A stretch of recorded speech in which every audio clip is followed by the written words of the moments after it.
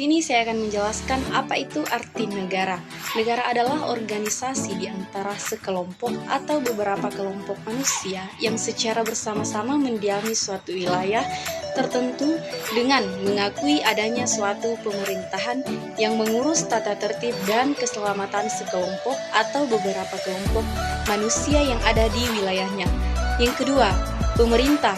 Pengertian pemerintah dilihat dari sifatnya, yaitu pemerintah dalam arti sempit atau luas yang terlebih dahulu meliputi seluruh kekuasaan, yaitu kekuasaan legislatif, kekuasaan eksekutif, dan kekuasaan yudikatif.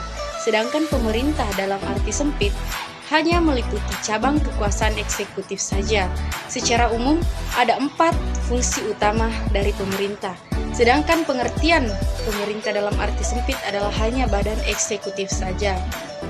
Nah, adapun asas-asasnya, yaitu yang pertama, asas tahunan memberikan persyaratan bahwa anggaran negara dibuat secara tahunan yang harus mendapat persetujuan dari badan legislatif DPR.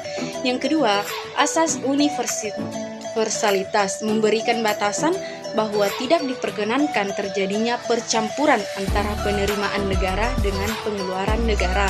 Yang ketiga, asas kesatuan mempertahankan hak budget dari dewan secara lengkap. Berarti semua pengeluaran harus tercantum dalam anggaran. Yang keempat, asas spesialitas mensyaratkan bahwa jenis pengeluaran dimuat dalam mata anggaran tertentu atau tersendiri dan diselenggarakan secara konsisten baik secara kualitatif maupun kuantitatif. Nah, adapun secara kuantitatif artinya jumlah yang telah ditetapkan dalam mata anggaran tertentu merupakan batas tertinggi dan tidak boleh dilampaui. Nah, secara kualitatif berarti penggunaan anggaran hanya dibenarkan untuk mata anggaran yang telah ditentukan.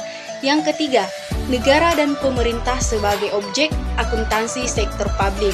Nah, perkembangan akuntansi pemerintahan di negara mengalami peningkatan signifikan secara dikeluarkan UU Nomor 17 Tahun 2003 mengenai keuangan negara dan diikuti oleh PP Nomor 24 Tahun 2004 tentang standar akuntansi pemerintahan serta turunan peraturan lain yang terkait.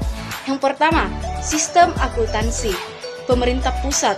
Nah, sistem akuntansi pemerintah pusat atau disingkat dengan SAPP merupakan serangkaian prosedur baik yang secara manual atau komputerisasi yang dimulai dari pengumpulan data, pencatatan, pengiktisaran, sampai dengan pelaporan posisi keuangan dan obsesi keuangan dari pemerintah pusat. Nah, yang kedua, sistem akuntansi pemerintahan daerah. Sistem akuntansi pemerintahan daerah atau disingkat dengan SAPD merupakan serangkaian prosedur yang dimulai dari pengumpulan data, proses pencatatan, pengiktisaran, sampai dengan pelaporan keuangan untuk mempertanggungjawabkan pelaksanaan APBD yang dapat dilakukan secara manual atau komputerisasi. Nah, adapun ruang lingkup SAPD sekurang-kurangnya meliputi prosedur akuntansi pengeluaran kas, akuntansi aset tetap atau barang milik daerah, dan akuntansi selain kas.